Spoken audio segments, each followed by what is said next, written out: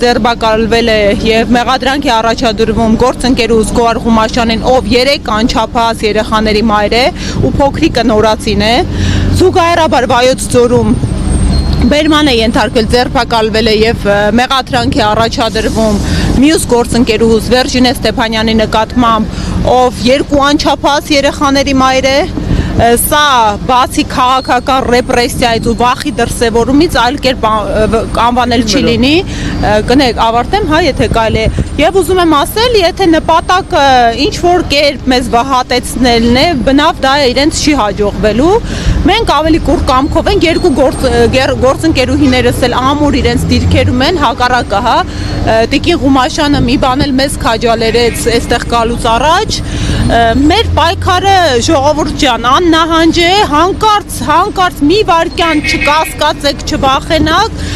մենք կուռ ենք, մենք արդարն ենք, մենք ճիշտն ենք ու մենք գնում ենք դեպի ուժեղ Հայաստան, որ նման բաներ այլևս որևէ մարդու հետ մեր երկրում իր քաղաքական հայացքներով պայմանավորված տեղի չունենան։ Շաբաթներ առաջ համանման դեպք ունեցանք, երբ բազմազավակ մորը քաղաքից քաղաք տարան ձերբակալեցին Facebook-յան ընդամենը կոմենտի համար շարքային քաղաքացի։ Հիմա հաշվի առնելով նաև Գոհար Ղումաշյանի ով լինելը եւ ուժեղ Հայաստանի թիմում, այսպես ասած, դիտումները, հա։ Դուք որպես իրավաբան եւ որպես այս իրողություններում ապրող քաղաքացի ինչ եք ակնկալում։ Հարգելիս, ես դարձել եմ քաղաքական ուժի մաս, ես սահմանադրագետ եմ, ես հասարակ քաղաքացի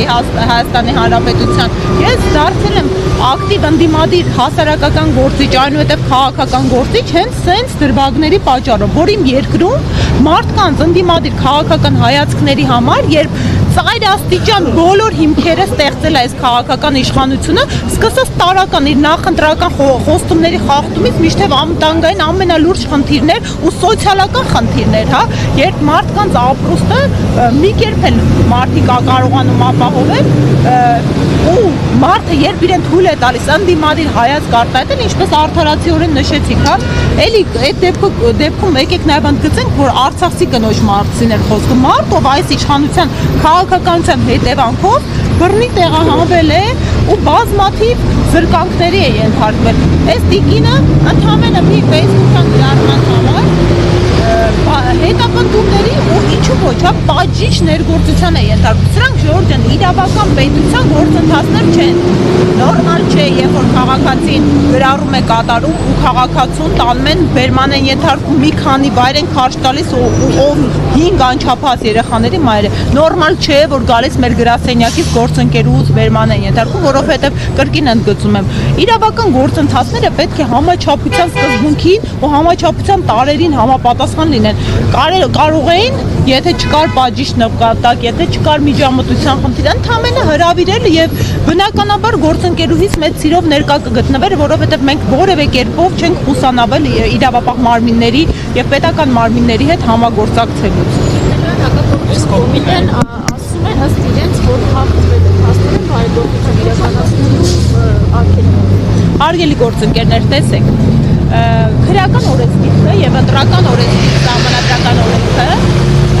այս իշխանության փոփոխությունների արդյունքում ունեցան նոր հոդված բարեգործության արգելքը։ Այս երկու դրույթները 221 հոդված եւ ընտրականի կարգավորումը ծայր աստիճան անորոշ են։ Այսինքն ակնհայտ միտված են ընդդիմադիր հայացքներ ունեցող քաղաքական ուժերին ճնշելու ու թիրախավորելու համար ու անհավասար պայմաններ են ստեղծում, որովհետեւ զուգահեռ իրականություն մենք տեսնում ենք, հա, օրինակ պետական իշխանության ներկայացուցիչը ինչու ոչ նաև մեր կողմից քննադատության արժանացման արդյունքում կարողանում է չնախատեսված բյուջեում գործողություն անել, թոշակները 10,000 դրամով բարձրացնել, երբ որ ընդամենը ամիսներ առաջ վարչապետը կանգնում ասում էր, ինչի է այս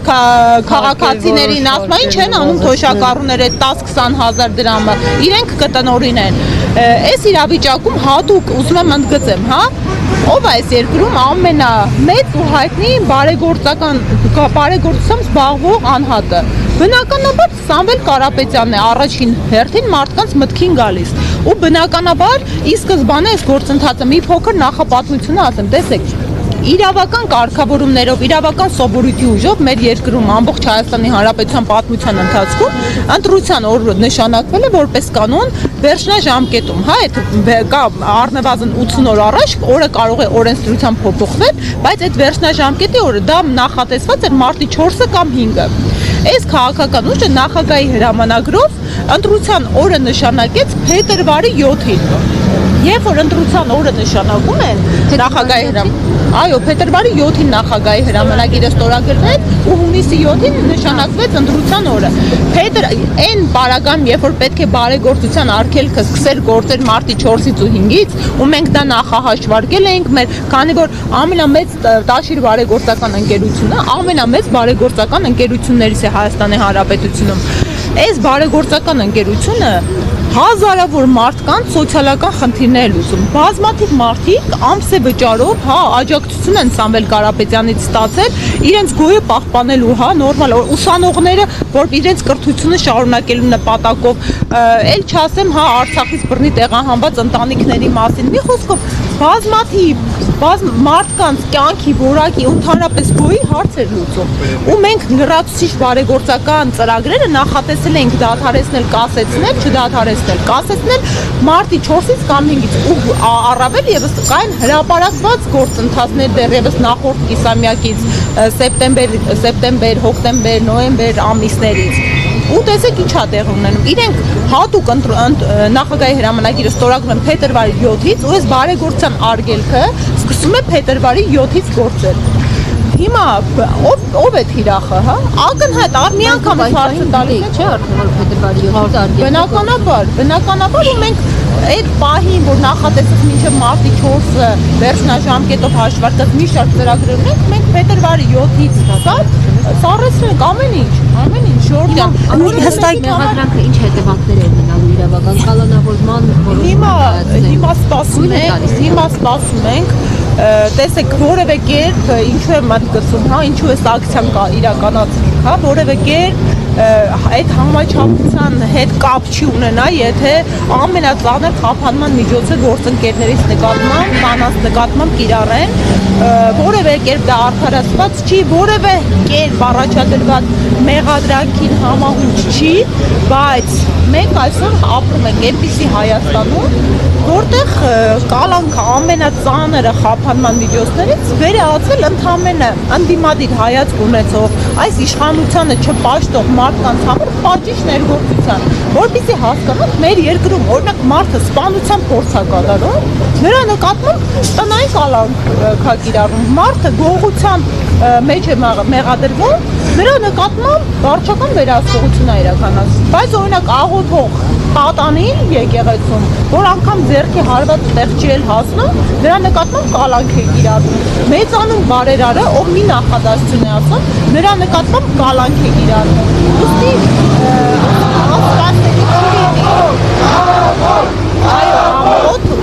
անսպասելի չի լինի ամենածանր խափանման միջոցի ներկայացումը։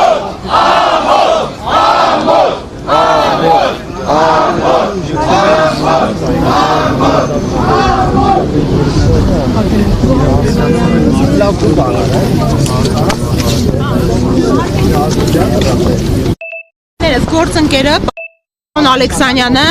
հենց հիմա բերել է ձեզ ներկայացնելու համար, որպեսզի հասկանանք ինչպիսի երկակի ստանդարտներ են մեր երկրում գործում, ով էր կներեք Լուսինե Ավետիսյան, քաղաքացիական պայմանագիր կուսակցության պատգամավորների ցուցակի մեջ այս պահին, ամսի 2-ին Facebook-ում ունի հրապարակումը հեսա ձեզ կտրամադրել Լուսինե Ավետիսյան, քաղաքացիական պայմանագիր կուսակցության անդամ, մարտի 2-ի դրությամբ հրապարակում է։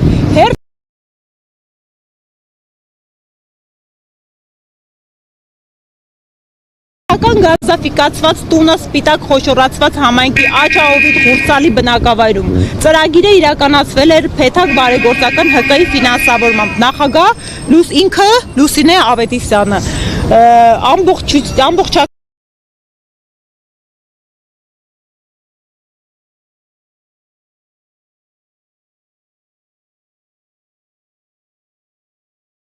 Հաշվետվությունը կներկայացնեմ շուտով։ Այսինքն ՔՊ-ին կարելի է բացահայտ բարեգործություն, մենք լրացուցիչ ցանկ ենք ներկայացնելու, ժողովուրդ ջան, նենց չի մենք չենք հետևում, չենք արձանագրում։ Ես խորհուրդ կտամ մի հատ անկախ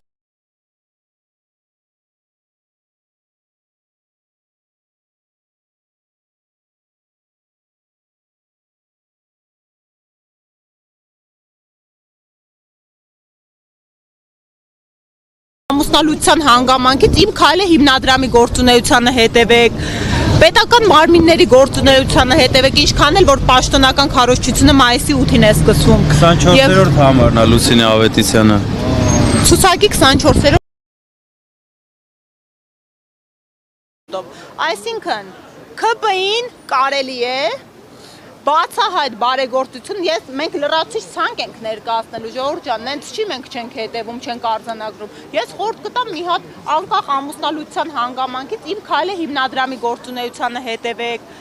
պետական մարմինների գործունեությանը հետևեք, ինչքան էլ որ պաշտոնական քարոզչությունը մայիսի 8-ին է սկսվում։ 24-րդ համարն է Լուսինե Ավետիսյանը։ Ցուցակի 24-րդ համարն է։ Սուրեն Պապիկյանի հայրենի բնակավայրում եւս նման բաներ եւ գործողություններ։ Հիմա սա գործընկերս ներկայացրեց հերթական երկակի ստանդարտների բացահայտ դրսևորումն է։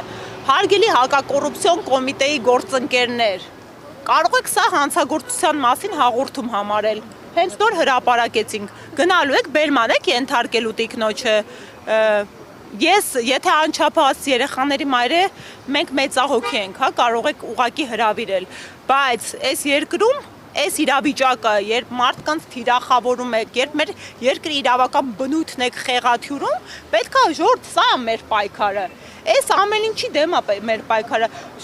հարգելի հայրենակիցներ, դուք կարող եք քաղաքացիական պայմանագրի համակիր լինեք, դուք կարող եք տարբեր այլակարծիք լինեք, այլ քաղաքական հայացքներ ունենաք, բայց դուք բոլորդ պետքա թույլ չտաք, որ մեր հետ սենց վարեն, որովհետև այսօր ուժեղ Հայաստանի թեկնածուի նկատմամբ միջամտությունը վաղը ձեր նկատմամբ է լինելու, երբ որ խեղաթյուրվում է, այլախոհվում է իրավունքը, սա բոլորի վրա է տարածվում, ոչ մեկ անմասն չի մնալու, օրինակ Պատանի Դավիթի դեպքին էլ է անդրադառնամ, այս ընտանիքը ապա քաղաքական ընտանիք էր, որ ասում է քաղաքականությամբ չենք զբաղվում, տեսակ ոնց քաղաքականությունը եկավ մտավ այս ընտանիք ու այս մարդկանց բնականon առօրյան ամբողջովին այլախոհեց, որևէ մեկ անհատ Հայաստանի Հանրապետություն, որևէ քաղաքացի երաշխավորված չէ, որ այս հետապնդումները, միջամտությունները ու երկակի ստանդարտները իր նկատմամբ չեն կիրառվելու։ Մեր պայքարը իրավական պետություն ունենալն է, որտեղ իրավունքը գերակայում է, եւ այո, այդ ուժեղ Հայաստանը կայանալու է, ժողովուրդ ջան, օգտվում եմ առիթից, քանի որ այս ամեն ինչը ծայրաստիճան քաղաքականացված է, կոչում եմ ժողովուրդ ջան, անկախ մեր համակիրն եք թե չէ, գնացեք հունիսի 7-ին տեղամասեր եւ ասեք ոչ այս քաղաքական ուժին, քաղաքացիական պայմանագրի, ասեք ոչ այս նենգափոխված Հայաստանին, ասեք ոչ այս երկակի ստանդարտներին, ասեք ոչ մեր այս անվտանգային համակարգը չեղարկած իշխանությանը, ասեք ոչ մեր արժեքները սակարկող իշխանությանը։ Մենք ի վերջո պետք է թիկունքներս ուղենք ու նորմալ երկրում արժանապատիվ կարողանանք ապրել։ Շնորհակալ եմ։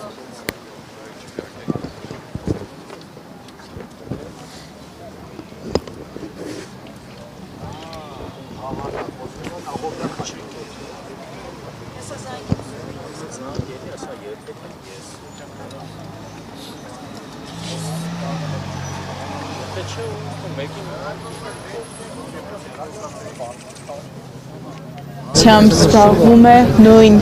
թիմի անդամ